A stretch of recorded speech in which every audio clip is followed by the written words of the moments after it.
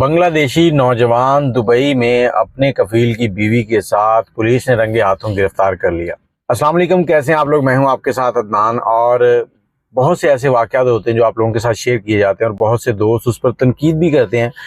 اصل میں واقعے کو پورا سنا کریں اور اینڈ پر جو اس میں رائے دی جاتی ہے اس پہ ضرور عمل کیا کریں۔ اب 2023 میں بنگلہ دیشی سعید نامی نوجوان جو ہے وہ اپنے خاندان کے لیے، اپنے گھر والوں کے اچھے حالات کے لیے، ان کی زندگی بدلنے کے لیے بنگلہ دیش سے دبئی کا رخ کرتا ہے۔ دبئی میں وہ ایک کیئر ٹیکر کے طور پر، مطلب گھر میں کام کرنے والا جو شخص ہے اس کے طور پر اپنے کفیل کے گھر پہ جاتا ہے۔ کفیل کو اس کے اوپر اس کی عادات جو ہیں بہت اچھی لگتی ہیں، اور کفیل جو ہے اس کو گھر کے سارے معاملات جو ہیں، جو مطلب لین دین، سودا سلف، سب اپنے گھر والوں کے ساتھ قربت اس تک پہنچنے دیتا ہے۔ اس کو ہر چیز کی چھوٹ ہوتی ہے کہ کچھ بھی لے آئے، کیونکہ کفیل نے اس کے اوپر ایک اعتماد کر لیا تھا۔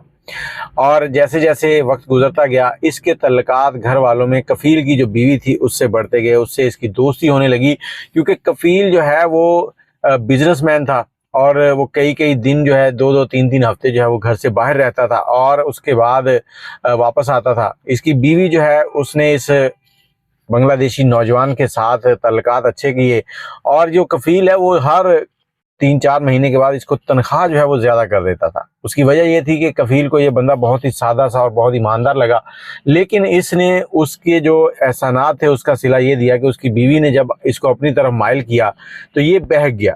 اب جب یہ بہکا تو اس کی بیوی کے ساتھ اس کے سارے تعلقات بن چکے تھے، وہ تعلقات جو کہ ایک میاں بیوی کے ہوتے ہیں۔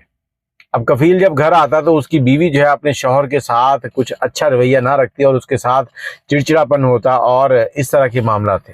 کفیل کو اپنی بیوی کے اوپر شک ہونے لگا، تو کفیل نے کیا کیا کہ اپنے گھر کے اندر خفیہ کیمرے لگوا دیے، گھر والوں کو بتائے بغیر۔ گھر والے کہیں باہر گئے ہوئے تھے گھومنے یا کہیں اور، پیچھے سے اس نے خفیہ کیمرے لگوا دیے، اور جب ان کیمروں کی ریکارڈنگ دیکھی تو جو اس کا شک تھا وہ سچ ثابت ہو گیا۔ اپنے ہی گھر کا کیئر ٹیکر ملازم جو تھا اس کے ساتھ اس کی بیوی جو ہے وہ رنگ رلیاں منا رہی تھی۔ اب یہ ساری چیزیں اس نے جب دیکھ لی تو وہ خاموش رہا، اور اس کے بعد وہ اپنے ہی شہر میں تھا، گھر سے کہہ گیا کہ میں کہیں باہر جا رہا ہوں، اور انتظار کیا کہ جب یہ دونوں بیڈ روم کے اندر ہوں اور ایسی قریبی حالت میں ہوں، تو اس لمحے کے انتظار میں اس نے پھر وہاں شہر کے اندر قیام کیا، اور آخر میں پولیس کو کال کی، اور پولیس کے ذریعے ان دونوں کو رنگے ہاتھوں گرفتار کروا دیا۔ اب کفیل کی بیوی اور یہ شخص جو ہے، یہ دونوں جو ہیں پولیس کی تحویل میں ہیں، اور بہت جلد ان کے خلاف ایک مقدمہ بنایا جائے گا اور ان کو عدالت میں پیش کیا جائے گا۔